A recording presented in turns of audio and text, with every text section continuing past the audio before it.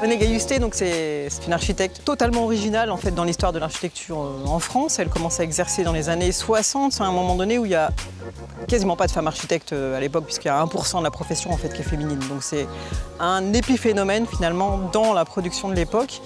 Et elle arrive, en fait, elle commence à produire au début des années 60, à un moment où le gros lot de la production de logements, c'est les grands ensembles, en fait. Par son travail, on comprenait qu'elle était en opposition avec l'urbanisation des années 60, avec la répétitivité des immeubles, des tours et des bars.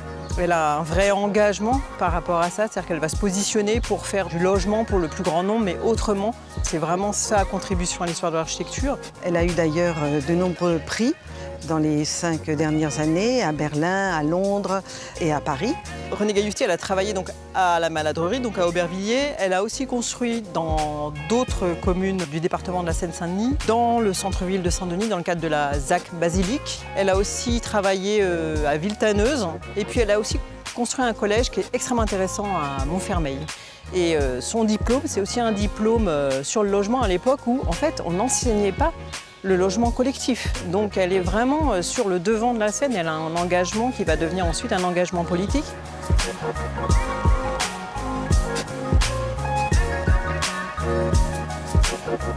René Gayusté a réfléchi d'un point de vue urbain et d'un point de vue architectural. D'un point de vue urbain, en imaginant une ville complexe, ouverte, avec des lieux d'échange, des lieux de rencontre. Et en matière d'architecture, elle a imaginé des volumes très étudiés. Ces immeubles qui ne sont pas vraiment des immeubles, qui sont des constructions à terrasse, jardin. Et puis, en fait, elle va aussi dessiner des logements qui sont tous différents à l'époque où le logement social, les architectes l'envisagent comme un quantitatif, c'est-à-dire on reproduit X fois la même cellule et elle va faire complètement l'inverse. Elle a réfléchi sur le site global de la Maladrerie sans le fractionner et sans faire référence à la géométrie existante. En réfléchissant d'ailleurs au rapport espace extérieur et architecture. Ce qui fait que quand on se promène dans la Maladrerie, on a une grande qualité d'espace parce qu'ils sont délimités par une architecture très travaillée comme une sculpture.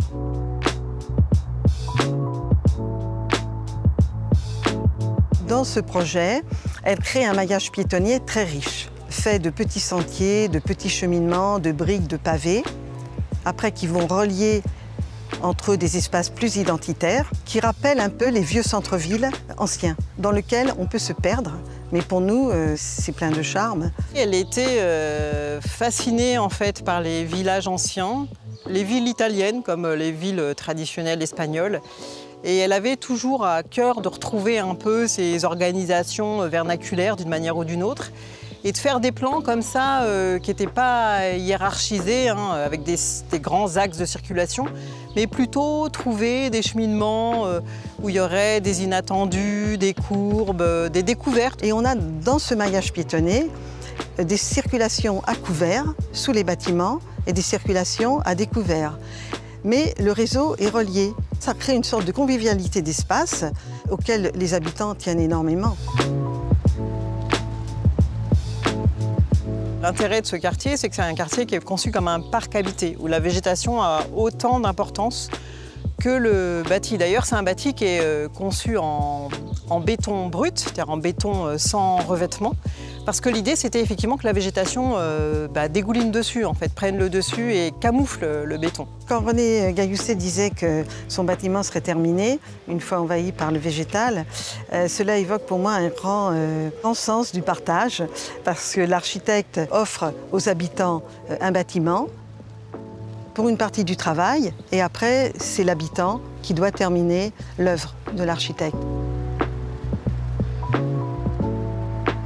René Gayusté, elle s'est complètement servie des architectes les plus novateurs à l'époque, même ses aînés, pour proposer dans le logement social des espaces qui étaient complètement hors du commun.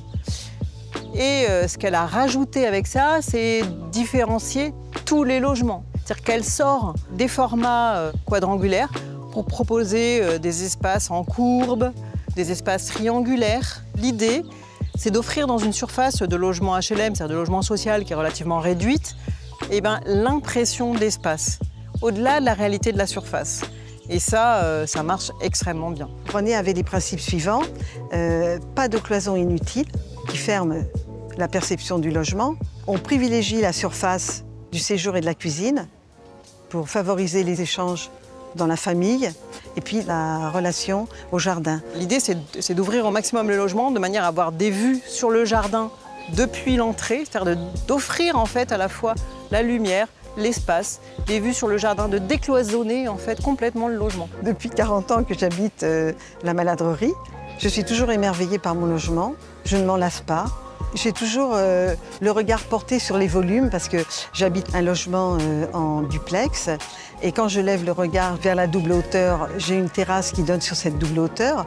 Le logement est entouré de verdure et je ne me lasse jamais d'échapper du regard dans le logement.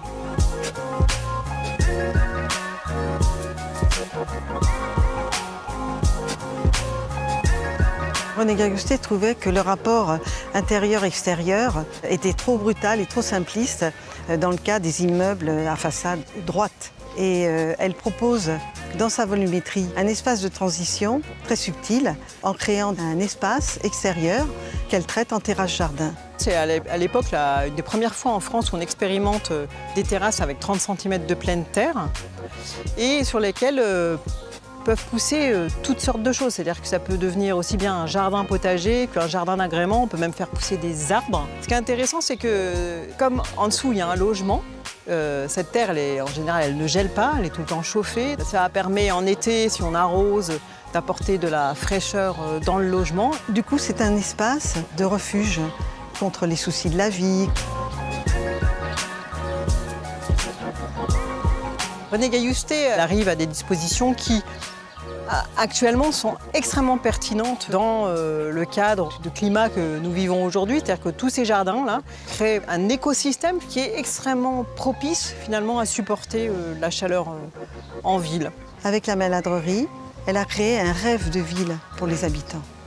Et on le montre en exemple aux délégations d'étudiants qu'on reçoit, aux délégations de profs qu'on reçoit, en leur disant voilà, ça a été possible avec René Gailloustet à la Maladrerie. Reproduisez quelque chose de personnel et quelque chose qui soit vraiment une qualité de vie pour les habitants.